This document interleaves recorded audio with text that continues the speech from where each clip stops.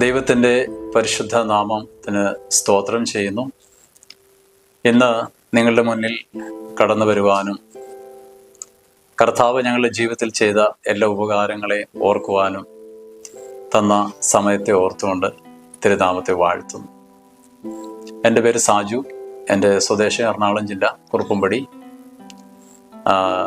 ഞങ്ങൾ കുടുംബമായി കർത്താവിൻ്റെ വേലയിൽ ആയിരിക്കുന്നു.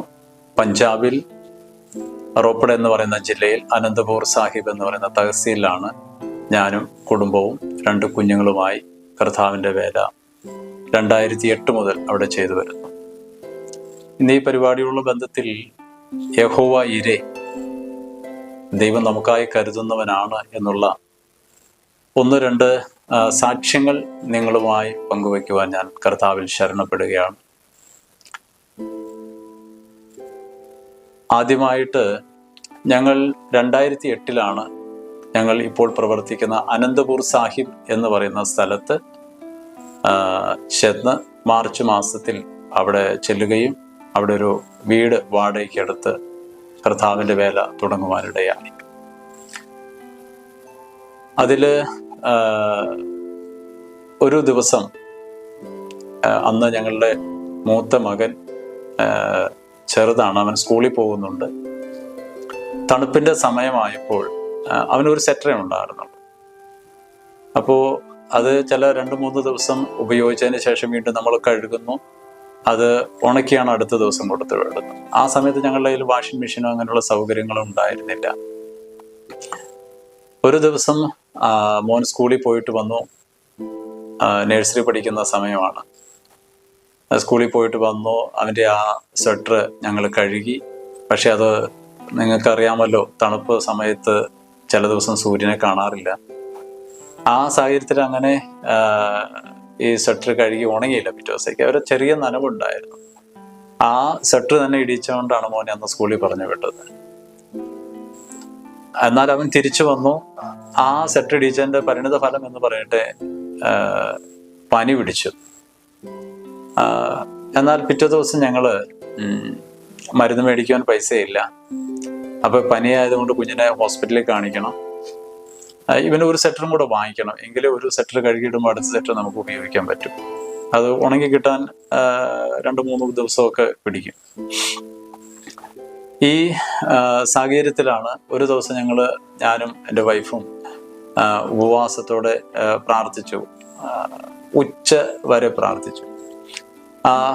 പ്രാർത്ഥന തീരുന്നതിന് മുന്നേ തന്നെ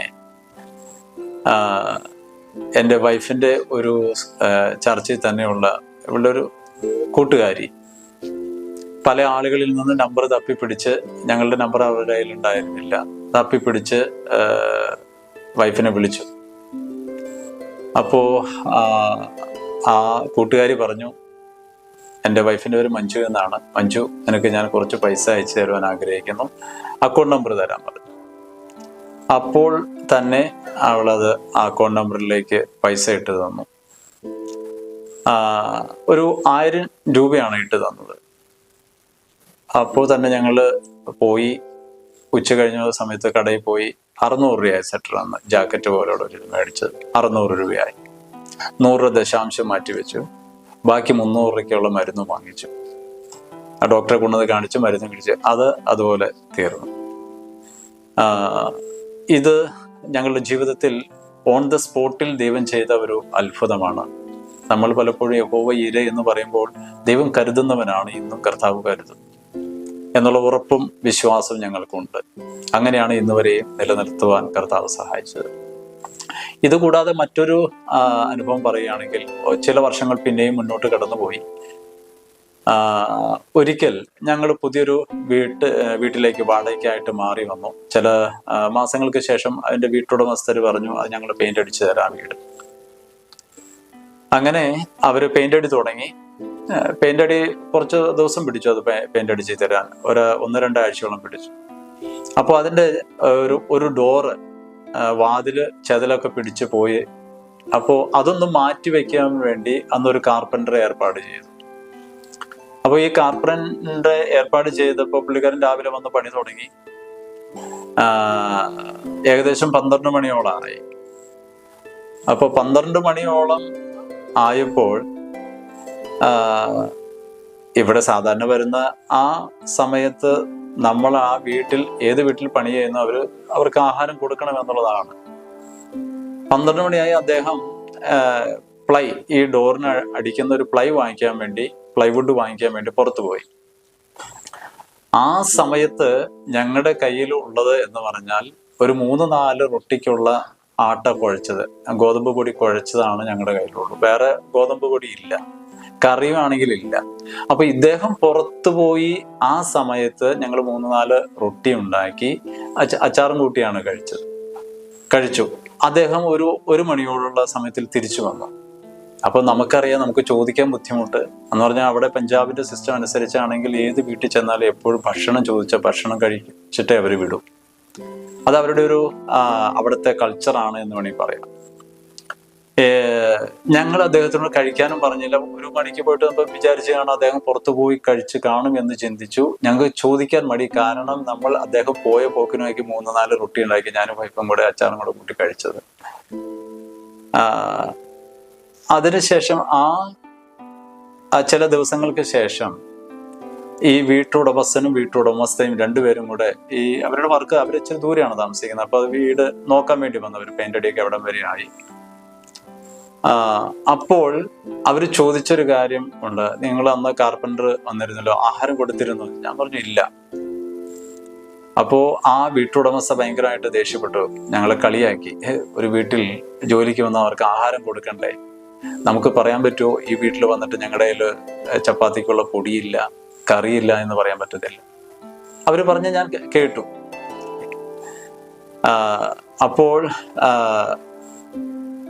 ആ വിഷമം, അവര് വന്ന് ഞങ്ങളെ കളിയാക്കി ആ വിഷമവും, കർത്താവേ ഇനിയും വൈകിട്ടത്തേക്കൊന്നും ഞങ്ങളുടെ കയ്യിൽ ആട്ടയുടെ പൊടിയില്ല, മറ്റു കറികളില്ല. അപ്പൊ ഞാൻ വളരെ വിഷമിച്ചുകൊണ്ട് എന്നാൽ ഒരു പണി, 1 കിലോ പൈസ, കുറച്ച് പൈസ എൻ്റെ കയ്യിലുണ്ട്. കുറച്ച് പൈസ 120-200 താഴെ രൂപയുള്ളൂ. ഞാൻ പറഞ്ഞു എനിക്ക് പിറ്റേ ദിവസം ചണ്ഡീഗഡിൽ പോകേണ്ട ആവശ്യമുണ്ട്, 100 കിലോമീറ്റർ ഉണ്ട് ചണ്ഡീഗഡ്. അപ്പൊ ഞാൻ ട്രെയിന് പോവുകയാണെങ്കിൽ ആ പൈസയേ ഉള്ളൂ എനിക്ക്. ട്രെയിന് പോയിട്ടോ 25 മറ്റും ആണ് അവിടെ ട്രെയിൻ ഫെയർ. അപ്പോ അതിനുള്ള പൈസയേ ഉള്ളൂ. അപ്പൊ ഞാൻ ഇങ്ങനെ ആകെ വിഷമിച്ച് ഒരല്പം ഈ ഗോതമ്പ് പൊടി വാങ്ങിക്കാം എന്നുള്ള ഒരു ചിന്തയിൽ പുറത്തേക്ക് ഇറങ്ങുകയാണ്.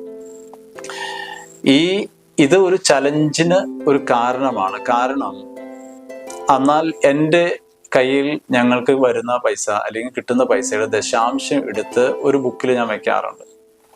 അപ്പോൾ ആ മാസം ഞാനൊരു തീരുമാനം എടുത്തിരുന്നു, ഈ ദശാംശത്തിന് മാറ്റിവെക്കുന്ന പൈസയിൽ നിന്ന് നമ്മൾ എടുത്ത് ചെലവാക്കുകയില്ല.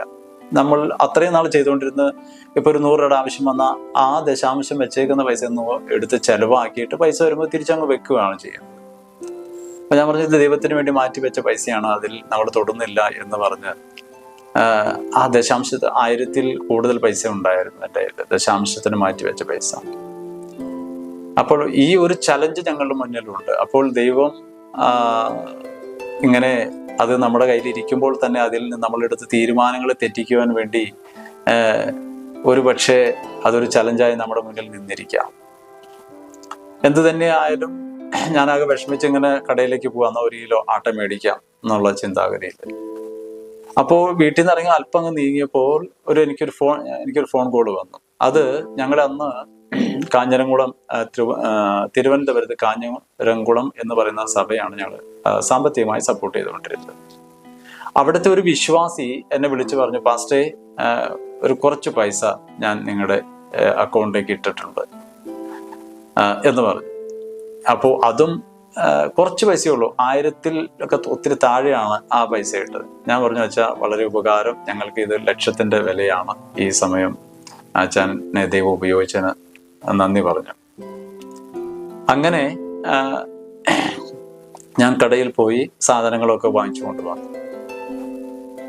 ഞാൻ പറഞ്ഞതിന്റെ താല്പര്യം, നമ്മളൊരു തീരുമാനം എടുക്കുമ്പോഴും അതിന്റെ മുന്നിലും പല ചലഞ്ചുകൾ വരാറുണ്ട്.